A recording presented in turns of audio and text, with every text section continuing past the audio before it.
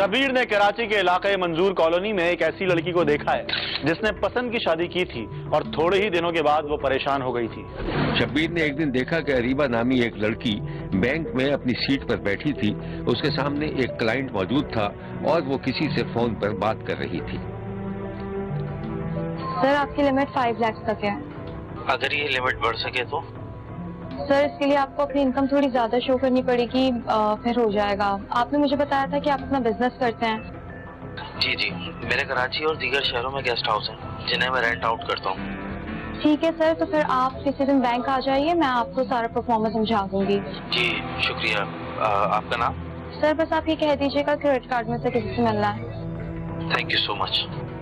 Okay sir, thank you. जी sir, फरमाइए। Ariba phone खत्म करने के बाद सामने वाले क्लाइंट से मुखातिब हुई। मुझे अपना क्रेडिट कार्ड इंस्टॉलमेंट जमा कराना है। सर, ये सामने काउंटर है, यहाँ जाइए, आपको कूपन मिलेगा, आप फिर जमा करवा दीजिएगा। Thank you.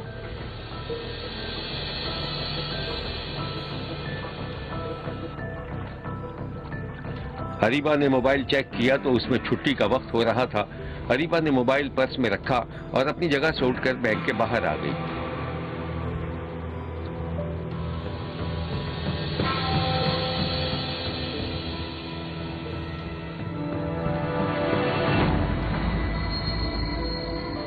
सामने से आते हुए रक्शे को इशारा किया और उसमें बैठकर अपने घर रवाना हो गई।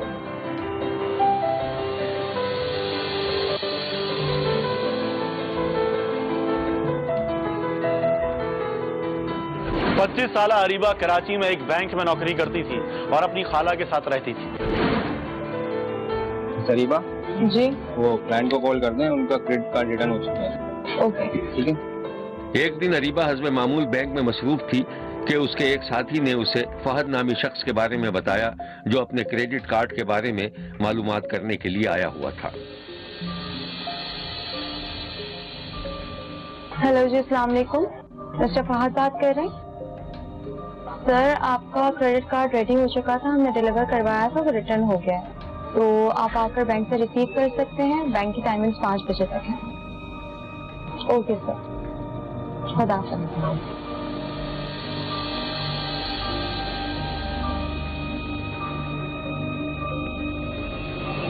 शबीर ने देखा कि अरीबा अपने बैंक के काम में मसरूफ हो गई।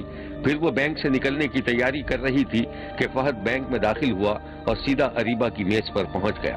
मिस अरीबा। हाँ जी, फरमाइए। क्रेडिट कार्ड के लिए आपने मुझे फोन किया था? जी मिस्टर फहद। जी। हाँ जी, बैठिए। सर, वैसे तो बैंक क्लोज होने वाला है, बस 2-3 मिनट ही रह गए। आप मुझे अपना PNIC दीजिए।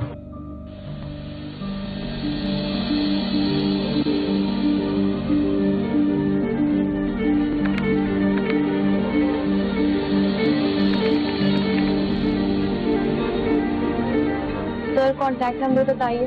फहद ने नंबर बताया और फिर अरीबा ने फहद की मां का नाम पूछा और तस्दीक करते हुए कार्ड उसके हवाले कर दिया। फहद शुक्रिया अदा करते हुए बैंक से बाहर निकला, अपनी कार में बैठा, लेकिन उसके पीछे एक और गाड़ी खड़ी हुई थी और उसका ड्राइवर गायब था।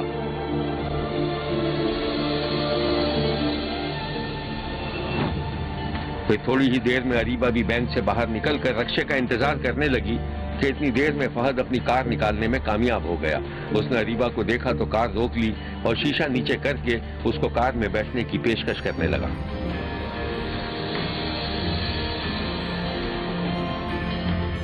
अरे अरीबा, आप कहाँ जा रही हैं? आइए मैं आपको छोड़ दूँ। नहीं, बहुत शुक्रिया आपका, मैं चली जाऊंगी। अरे तकल्लुफ छोड़िए, बैठिए, मैं छोड़ देता हूँ आपको। आइए। अरे आइए। अरीबा शायद फहद की गाड़ी और शख्सियत से मरूब हो गई थी। वो थोड़ी हिचकिचाहट के बाद कार में बैठ गई। बहुत शुक्रिया।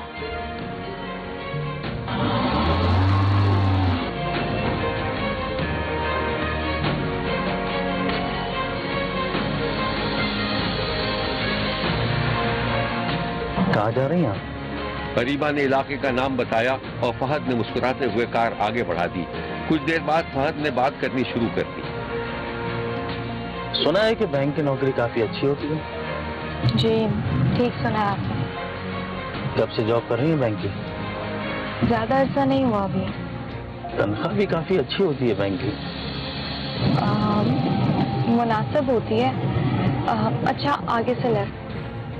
हाँ हाँ, असल मैं गाड़ी में थोड़ी स्लो चलाता हूँ। आपको देर हो रही होगी, बच्चे इंतजार कर रहे होंगे आपके। नहीं, आप ठीक ड्राइव कर रहे हैं। वैसे कितने बच्चे हैं आपके? मैंने अभी शादी नहीं की। क्या बात है। फहद जानबूझकर अपना तारुफ कराया जा रहा था और अरीबा भी मुस्कुरा रही थी। बस बस बस ये जी जी बस यहाँ रोक।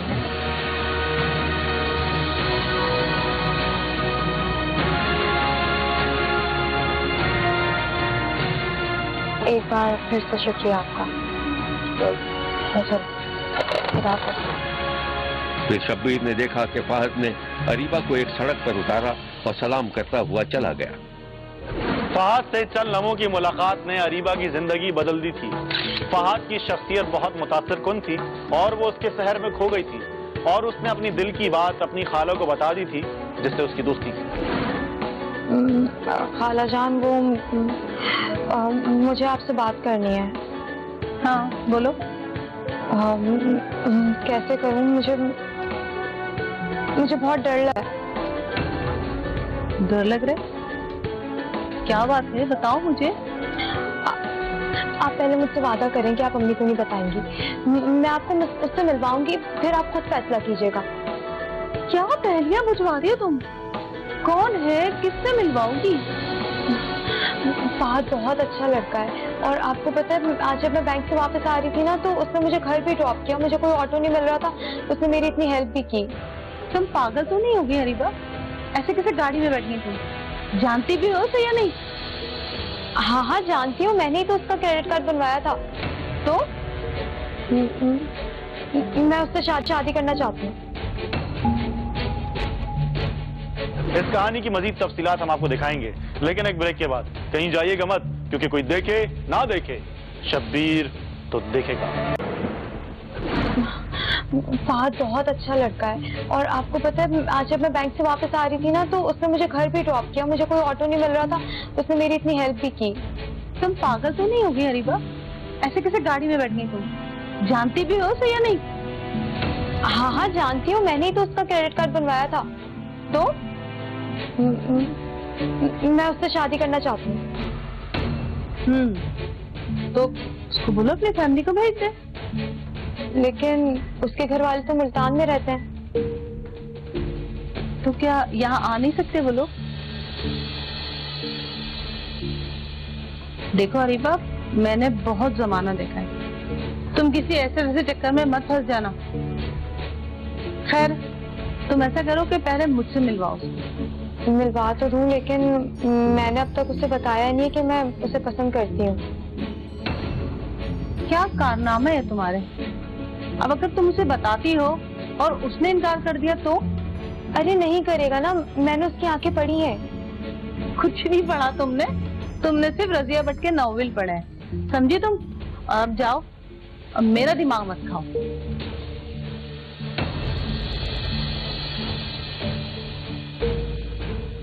अरीबा अब आने बहाने से फहद को फोन करने लगी थी और फिर वो दोनों एक दूसरे के करीब आ गए और शादी का फैसला कर बैठे। लेकिन अरीबा ने साथ में ये भी कहा था कि अम्मी, मेरी इनसे अंडरस्टैंडिंग है, मेरी इनसे दोस्ती एक दोस्ती की हद तक है, शादी की मतलब मेरी इनसे कोई वो नहीं है। आप देख लें, आपको समझ आते हैं, आपको पसंद आते हैं, आप आगे बात फिर बढ़ाइएगा। फिर उस दौरान जाहिर है इनकी फिर और ज्यादा अंडरस्टैंडिंग होती गई, वो बात थोड़ी पसंद से ज्यादा पसंद पे चली गई।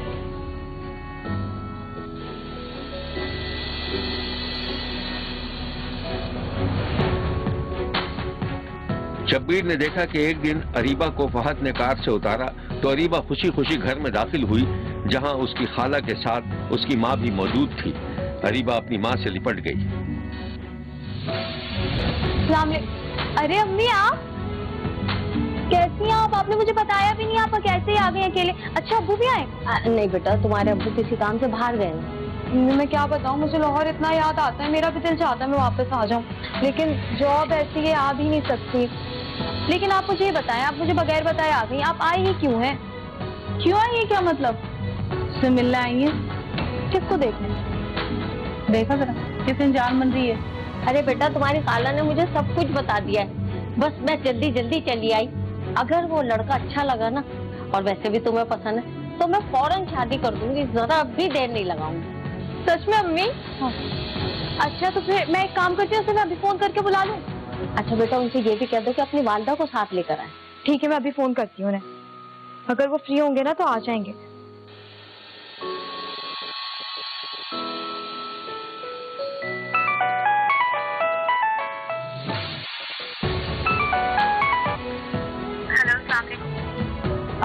जी मुझे बात करनी थी कि मेरी अम्मी आई नहीं है लाहौर से, तो वो आपसे मिलना चाह रही हैं। अगर आप फ्री हैं तो आप आज आ जाएं अपनी अम्मी के साथ।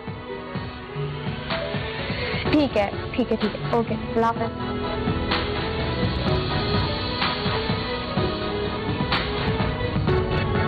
अम्मी वो लोग अभी आ रहे हैं, देखिए आप सबको संभाल लीजिएगा, कोई गड़बड़ ना हो बस। ओहो, अभी से देखो कितना ख्याल है उनका। अच्छा जाओ, तुम चाय वगैरह का बंदोबस्त करो, और देखो कुछ बदतमीजी नहीं करना उनकी वालदा के सामने, तमीज से रहना, समझ रही हो ना? हाँ हाँ ठीक है, मैं भी जाके सारा इंतजाम करती हूँ। कितनी खुश नजर आ रही है, अल्लाह इसे खुश रखे। फहद पहले से ही शादीशुदा था और उसने अपनी पहली बीवी और रिश्तेदारों को बताए बगैर अरीबा से शादी कर ली थी, लेकिन अरीबा को ये बता चुका था कि वो पहले से शादीशुदा है।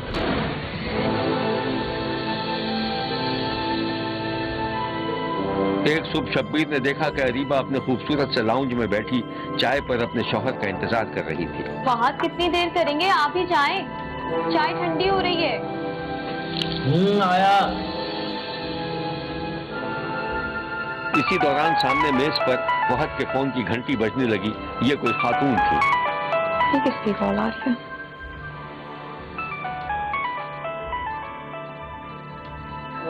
हेलो, किसका फोन है? लाओ दो मुझे, मेरा फोन है।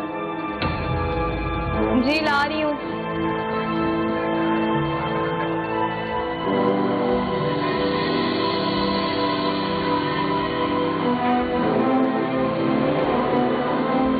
हाँ हेलो, तो मैं तो बस हर बात की इंक्वायरी चाहिए।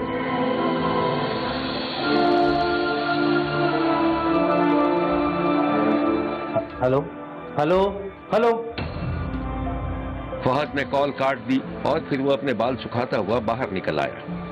अजीब औरत है, दिमाग खराब करके रख दिया इसने। किस औरत ने दिमाग खराब कर दिया? पिछले 2 महीने से मुल्तान गेस्ट हाउस में एक औरत ठहरी हुई है। मैं उसे बता चुका हूँ कि मैं शादीशुदा हूँ, फिर भी मेरे पीछे पड़ी हुई है, शादी कर लो शादी कर लो। आप मुझे दें फोन, मैं अभी बात करती हूँ ना उससे। हाँ ये ठीक है, दिमाग ठिकाने लगा दो उसका। अच्छा छोड़ो, मैं चाय पी लूँ, बहुत देर हो गई है। यार जबरदस्त चाय बनाई है यार तुमने, खुदा की कसम मजा आ गया। कहाँ ठंडी हो गई, मैं कब से आपको आवाजें दे रही थी, लाइन में गर्म करके ले आती हूँ। अरे तुम्हारे हाथों की ठंडी चाय भी ना कमाल रखती है मान से। आप भी ना फहद। नामालूम खातून के बारे में शौहर की बताई हुई बात अरीबा को कुछ मशकूक लगी थी और उसके दिल में शौहर की तरफ से अंदेशे आने लगे थे। अरीबा का शौहर बीवी से कारोबारी मसरूफियत का कहकर मुल्तान गया हुआ था, लेकिन जब उसने आने में देर लगा दी तो अरीबा तशवीश में मुब्तला हो गई। रात का वक्त था, फहद का नंबर बंद जा रहा था और अरीबा कॉल पर कॉल किए जा रही थी। फिर जब फहद ने कॉल रिसीव की तो अरीबा उस पर बरस पड़ी। फहद कहाँ हैं आप? 3 दिन हो गए मैं आपको कॉल से कॉल किए जा रही हूँ, आप फोन ही नहीं उठा रहे। अरे यार परसों जब मैं मुल्तान आया ना तो एक साहब ने मुझसे मोबाइल छीनने की कोशिश की, हाथापाई हो गई मेरी उनसे। उसी हाथापाई के अंदर मोबाइल गिर गया मेरा। अब सही कराया मैंने 2 दिन के बाद, तो तुमसे बात कर रहा हूँ। तुम परेशान मत हो, कल की फ्लाइट से आ रहा हूँ मैं। अभी कहाँ हैं आप? अभी तो फिलहाल गेस्ट हाउस में हूँ। अच्छा वो सिविल कॉलोनी वाले गेस्ट हाउस में ना? हाँ हाँ ठीक है, मैं बस 15 मिनट में पहुँच रही हूँ आपके पास। क्या? इस कहानी की मजीद तफसीलात हम आपको दिखाएंगे, लेकिन एक ब्रेक के बाद। कहीं जाइएगा मत, क्योंकि कोई देखे ना देखे, शब्बीर तो देखेगा। फहद कहाँ हैं आप? 3 दिन हो गए, मैं आपको कॉल्स पे कॉल्स किए जा रही हूँ, आप फोन ही नहीं उठा रहे। अरे यार, परसों जब मैं मुल्तान आया ना तो एक साहब ने मुझसे मोबाइल छीनने की कोशिश की।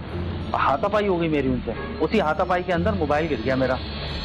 अब सही कराया मैंने 2 दिन के बाद, तो तुमसे बात कर रहा हूँ। तुम परेशान मत हो, कल की फ्लाइट से आ रहा हूँ मैं। अभी कहाँ हैं आप? अभी तो फिलहाल गेस्ट हाउस में हूँ। अच्छा, वो सिविल कॉलोनी वाले गेस्ट हाउस में ना? हाँ हाँ ठीक है, मैं बस 15 मिनट में पहुँच रही हूँ आपके पास। क्या? तुम तो कराची में हो ना? जी नहीं, मुल्तान में। अभी आई है मेरी फ्लाइट, बस आपके बगैर परेशान होकर इसलिए चली आई। अरे मेरी बेगम, तुम एक काम करो, किसी होटल में ठहरो और वहाँ का मुझे एड्रेस बताओ। होटल में क्यों, गेस्ट हाउस में क्यों नहीं? ये तुम बहस बहुत करती हो। तुमसे कह दिया ना, तुम होटल में जाओ और मुझे फोन करो। अरे अरे, मजाक कर रही थी, मैं कहीं नहीं हूँ, मैं यहीं पर ही हूँ, कराची में। ये क्या हरकत की तुमने? तुम आ जाती तो दोनों साथ कराची चलते। खैर तुम फिक्र ना करो, कल मैं आ रहा हूँ। अल्लाह हाफिज। कराची वापस आने के बाद फहाद ने एक नई कहानी गढ़ ली थी और अरीबा से कहा कि उसकी पहली बीवी और घर वालों को पता चल गया है कि उसने कराची में दूसरी शादी कर रखी है। लिहाजा उन्होंने फहाद को जायदाद और गेस्ट हाउस वगैरह सब चीजों से बेदखल कर दिया है। और कहता है कि अब उन्होंने मुझे फाइनली बिल्कुल ही खत्म करके निकाल दिया।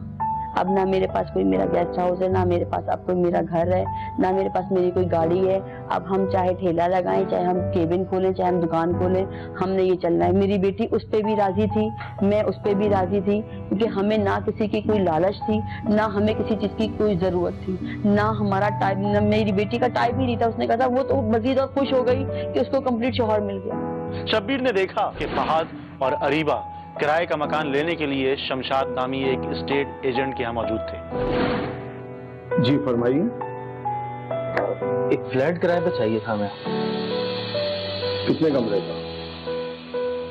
2 बेड लॉन्च। क्यों अरीबा, ठीक है ना? नहीं, मुझे लग रहा है बहुत बड़ा होगा हमारे लिए, बस 1 बेडरूम का ठीक है। अगर आपको बुरा ना लगे तो एक बात पूछूं? जी पूछिए। आप दोनों मियां बीवी? जी, मगर ये आप क्यों पूछ रहे हैं?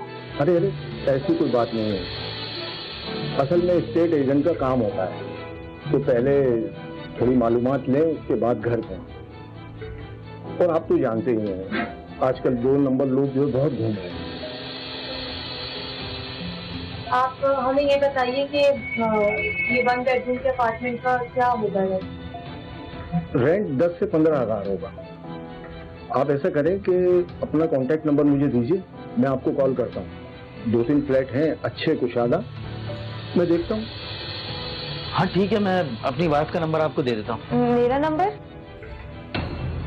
अरे हाँ भाई, तुम्हें पता है मैं कराची में होता नहीं हूँ। जब ये तुम्हें कॉल करेंगे तो मम्मी को लेकर आके फ्लैट देख लेना, और मैं इनका नंबर तुम्हारे मोबाइल में सेव कर देता हूँ। किस नाम से सेव करूँ? जी मेरा नाम शमशाद है और प्यार से मुझे शिमनी कहते हैं।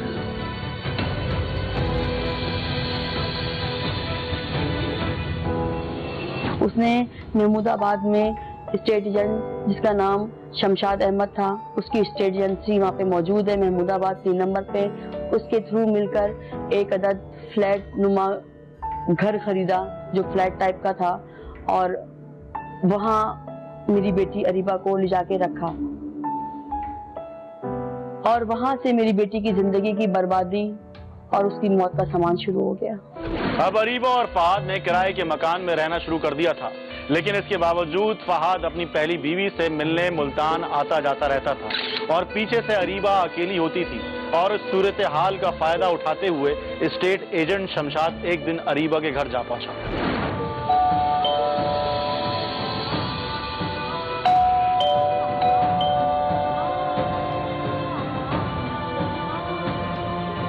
अस्सलाम। वालेकुम सलाम। जी साथ नहीं गए नहीं क्या? जी वो तो नहीं है। कोई काम है आपको?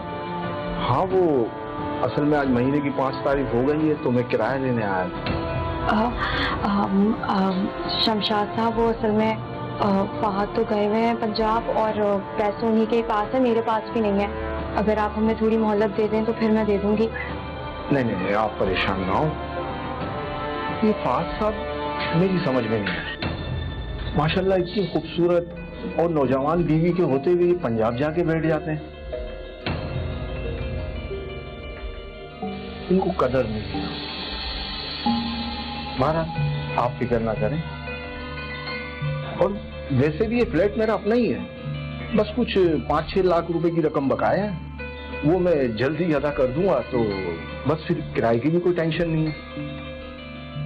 और अगर मेरी बात बन जाती है तो फिर तो समझ में भूल जाए किराए को।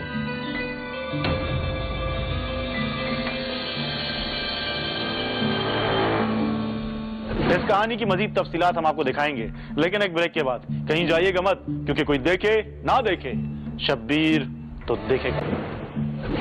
ये फहद साहब मेरी समझ में नहीं आया। माशाल्लाह इतनी खूबसूरत और नौजवान बीवी के होते हुए पंजाब जाके बैठ जाते हैं। इनको कदर नहीं है। महाराज आप फिक्र ना करें, और वैसे भी ये फ्लैट मेरा अपना ही है, बस कुछ 5-6 लाख रुपए की रकम बकाया है, वो मैं जल्द ही अदा कर दूंगा, तो बस फिर किराए की भी कोई टेंशन नहीं है। और अगर मेरी बात बन जाती है तो फिर तो समझ में भूल जाए किराए को। समझिए आप?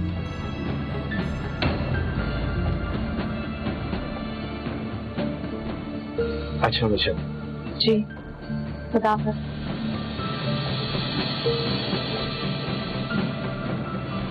इसी दौरान इसने बिजली का बिल दे दे, भर दें, किराया दे दें, बच्ची ने कहा होगा इस महीने दे देते हैं, अगले महीने दे देते हैं। इसने अपनी उससे एंट्री अंदर डाली और उसका हमदर्द मसीहा बन के कि अच्छा चलें जी, मैं मकान मालिक को, मेरा ही अपना ही फ्लैट है, आप अगले महीने दे दीजिएगा, जबकि वो फ्लैट उसका अपना नहीं था। उसने आना जाना शुरू कर दिया और अपने जो भी हरबे जो उसने अपनी कहानियां शुरू कर दी होंगी, उसने उसके कान भरने शुरू कर दिए थे। उसको पूरा मौका मिला इस बात का फायदा उठाने का कि अरीबा एक मजलूम और एक दुखी औरत है, और उसने वही जमाने की दरिंदगी का जो है सहारा लिया, एक दुखी औरत पे हाथ रखने का, और उस पे अपनी हमदर्दी साबित करते हुए उसको अपने घेराव में लिया। अरीबा फहद से वैसे ही तंग थी। शमशाद को अंदाजा हो गया था कि अरीबा के आगे पीछे कोई नहीं था, और उसने अपनी चिकनी चुपड़ी बातों से अरीबा को अपने जाल में फंसा लिया था और उसे शादी की पेशकश भी की थी। शमशाद पहले से ही शादीशुदा था और ये बात अरीबा को पहले से मालूम थी, लेकिन शमशाद ने अरीबा को यकीन दिलाया था कि वो उसे हमेशा खुश रखेगा और एक अलग मकान भी लेकर देगा। कुछ दिनों के बाद अरीबा ने फहद से खुला ले लिया और अपने घर वालों से कहा कि वो शमशाद से शादी करना चाहती है, और जब ये बात अरीबा के वालिदैन को मालूम हुई तो उन्होंने इस रिश्ते से साफ इनकार कर दिया, क्योंकि उन्हें शमशाद उम्र में बड़ा लगा था और उसका चाल चलन भी मशकूक था, और वो अपनी बेटी की एक बार फिर एक शादीशुदा शख्स से शादी करवाना नहीं चाहते थे। लेकिन अरीबा अपनी जिद पर अड़ी हुई थी। शब्बीर ने देखा कि अरीबा की माँ और उसकी खाला फोन पर बात कर रही थी। बाजी आप बिलावजह की जिद ना करें, और वैसे भी अरीबा बच्ची नहीं रही है, और तलाक के बाद अब कौन शादी करेगा उससे? आप खुद ही सोचे ना जरा। अरे तो क्या मैं दूसरी बार अपनी बच्ची को भाड़ में झोंक दूं? बाजी देखें, ये हमारी नहीं अरीबा की लाइफ है, आप इनकार मत करें, हाँ कर दें बस। तुम्ही ने सर पे चढ़ाया है अपनी भांजी को, अब मुझे नहीं मालूम, भाड़ में जाओ तुम और अरीबा, मेरा कोई ताल्लुक नहीं है तुम दोनों से। बस शब्बीर ने देखा कि अरीबा की माँ कॉल काट कर रो रही थी। अरे अरीबा, मेरी फूल जैसी बच्ची, मासूम है, तुझे अपने अच्छे बुरे का नहीं पता, तू क्यों अपनी जिंदगी जहन्नम करना चाह रही है बेटा? अब हम वैसे ही दुखी और हमारी बेटी ज्यादा दुखी कि वो अभी उसने खुला लिया, बैठी हुई इज्जत में। उसने ये फैसला कर ही लिया था कि चले अल्लाह ना करे कि मैं माशरे में बदनामी की जिंदगी गुजारूं या मुझसे कोई शादी करने वाला ना हो, तो ये एक अच्छा मुझे बंदा ऑफर कर रहा है और इतना फोर्स कर रहा है, और वो अपनी माँ से भी मुझे मिलवा रहा है, अपनी बहन से भी मिला रहा है, और वो इस हैसियत का मालिक है कि वो मुझे पाल सकता है, तो मैं इससे शादी कर लेती हूँ। बहरहाल हम इस शादी से खुश नहीं थे। हमने अपनी बेटी से कहा, बेटे ये मर्जी अब आपकी है। माँ बाप की नाराजगी के बावजूद अरीबा ने शमशाद से दूसरी शादी कर ली थी। शमशाद ने मोहब्बत और हमदर्दी के पर्दे में अरीबा को जो लाइफ स्टाइल दिया था वो इंतहाई गैर शरीफाना और मशकूक था। वो रात गए तक घर में दोस्तों की महफिल जमाता और अपनी बीवी को भी उसमें शिरकत पर मजबूर करता था। भूत का पलंदा मेरी बेटी पर 1 महीने के अंदर अंदर ही खुल गया कि वो ना तो फ्लैट उसका था, ना वो जगह उसकी थी, ना ही वो उसकी प्रॉपर्टी थी। वो इसके एक दोस्त की अय्याशी का अड्डा था जहां जो कि उसने सेट कर रखा था अपनी अय्याशी के लिए। और वो दोस्त 1 महीने बाद जब उस दरवाजे पर आता है तो मेरी बेटी को वो गलत जुमले गलत धमकाता है और धमका के जलील करके धमकियां देकर घर से निकाल देता है। शब्बीर ने देखा कि अरीबा किचन में कुछ पका रही थी कि उसका शौहर मुबैना तौर पर झूमता झामता किचन में आ गया।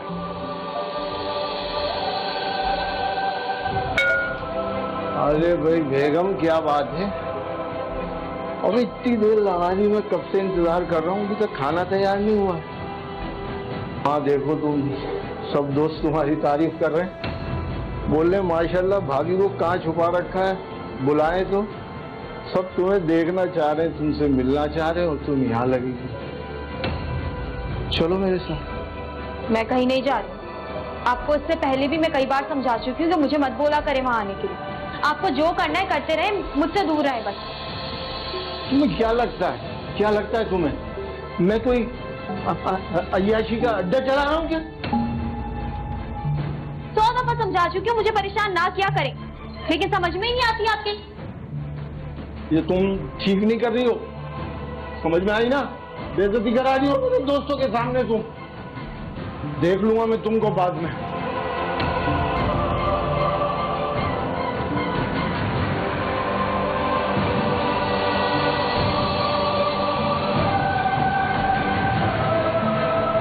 अरीबा को पता चल चुका था कि उसके दूसरे शौहर शमशाद का किरदार ठीक नहीं था। उसने धोखे से शादी की थी और वो अरीबा को महज अपने दोस्तों की महफिल की जीनत बनाना चाहता था। शादी को अभी सिर्फ 2.5-3 माह ही हुए थे कि उनके दरमियान न सिर्फ शदीद इख्तिलाफात पैदा हो गए थे बल्कि मार पीट तक भी नौबत आ गई थी, जिस पर एक दिन परेशान होकर अरीबा ने अपनी माँ को फोन कर दिया। अम्मी, मैं बात कर रही हूँ। अरे बेटा, रात के 1:30 बज रहे हैं, सब खैरियत तो है ना? कुछ नहीं, बस आपकी याद आ रही थी। अरे माँ सदके जाए, बेटी बता क्या बात है? आप लोग याद आ रहे थे सब, इसलिए सोचा कॉल कर लूं। आप नाराज थी ना मुझसे? अम्मी, आपने मुझे माफ कर दिया ना? आप कराची आएंगी ना? आती हूँ बेटा, आती हूँ। और मैं तुमसे नाराज क्यों होंगी? बस तुम अपना ख्याल रखना, सही है? आऊंगी इंशाल्लाह। अम्मी, आप आ रही है ना? हाँ हाँ, क्यों नहीं, आऊंगी भाई। खुदा हाफिज। इंतजार करूंगी मैं आपका। हाँ, अल्लाह हाफिज।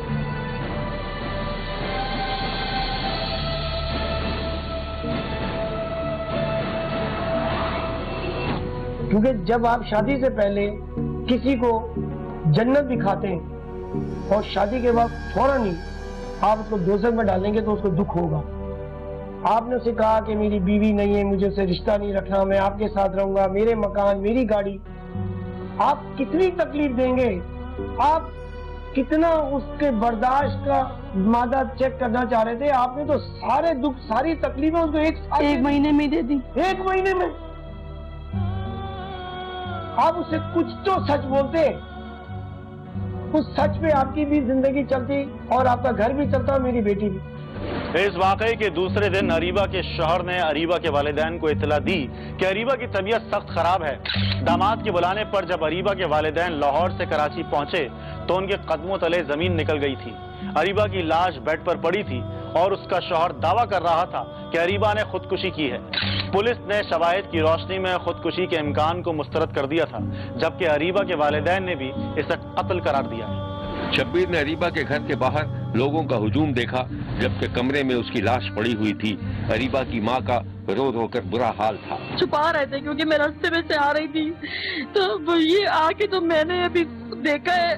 बस मैं रात को 1:30 बजे तो मैंने उससे बात की है फोन पे, मुझसे बातें कर रही थी। आगे की प्लानिंग्स कर रही थी, सब कुछ मुझसे अच्छे से उसने बात की, अम्मी आप आ जाए यार, अब बगैर बताए क्यों चली जाती हैं, अब आप बयू हो जाए। मैंने कहा यार मैं आती हूँ, बात करती हूँ, अम्मी मेरे लिए सोन हलवा लेती भी आइएगा। मैं रात 1:30 बजे उससे बातें कर रही थी, मैं उसके लिए हलवा लेके आई हूँ, सोन हलवा। पता नहीं, मैं घर पहुंची हूँ अभी, फोन आ गया है कि जी आप फौरन आए, अरीबा की तबीयत सही नहीं है, तबीयत सही नहीं है, मैं तबीयत सही नहीं है, मैं पहुंच रही हूँ। मैं कह रही हूँ कि अगर तबीयत सही नहीं है तो तुम फौरन डॉक्टर के लेके जाओ, उसको रोको, तुमने तबीयत खराब में तुम इंतजार क्यों कर रहे हो? कह रहे बस आप आ जाए, बस आप आ जाए। आई हूँ, देखा है तो यहाँ पे ये हालत हुई है सबकी, उसकी पड़ी हुई है इस तरह। लेकिन मैं इतना जरूर बता दूंगी कि ये किसी तौर पे अगर किसी शख्स ने भी ये बोला कि ये खुदकुशी है तो ये खुदकुशी नहीं है, ये प्रॉपर मर्डर है, इसको मारा गया है और मार के लटका दिया गया है। तो प्लीज मेरी सबसे रिक्वेस्ट है पुलिस से, तमाम तर मीडिया से, कि मेरी बेटी को इंसाफ दिलाया जाए और जो भी जिसने भी ये किया है उसको छोड़ा ना जाए। शब्बीर का कहना है कि बदकिस्मत लड़की के साथ क्या हुआ, उसे उसके शौहर ने नशे की हालत में कत्ल कर दिया या खुद अरीबा ने हालात से तंग आकर खुदकुशी की, इसके बारे में तो मुकम्मल तहकीकात के बाद ही पता चल सकेगा। लेकिन शब्बीर का ये भी कहना है कि हमारे माशरे में औरत के साथ होने वाले मजालिम की इंतहा हो चुकी है और कोई उनके हक में बोलने वाला नहीं है। हर रोज एक बेटी के साथ कहीं रेप हो रहा है, कहीं खुदकुशी की जाती है, कहीं मारपीट की जाती है। मेरी सबसे अपील है कि सच का साथ दे, चाहे वो कुछ भी हो, किसी की भी बेटी हो, किसी की भी माँ हो, किसी की भी बहन हो। खुदारा अपने हक के लिए आवाज उठाते, इसको अपना हक समझे, इसको अपनी तकलीफ समझे और इसको आवाज उठाए। और इंसाफ की अपील करता हूँ मैं सब उन लोगों से जिनके हाथ में इस वक्त पावर है इंसाफ करने का। बहुत तकलीफ हुई है, बहुत तकलीफ हो रही है हमें, बहुत तकलीफ हुई है, बहुत ज्यादा की है उससे। खुदा के वास्ते जो मुलविस हो उसे छोड़िएगा नहीं, मैं आपके आगे हाथ जोड़। देखते रहिए, क्योंकि कोई देखे न देखे, शब्बीर तो देखेगा। शब्बीर का कहना है कि वो देख रहा है और मुसलसल देखता रहेगा। मुल्क भर से मजीद कहानियों और उनकी तफसीलात के साथ फिर मुलाकात होगी, देखना ना भूलिएगा, क्योंकि कोई देखे ना देखे, शब्बीर तो देखेगा।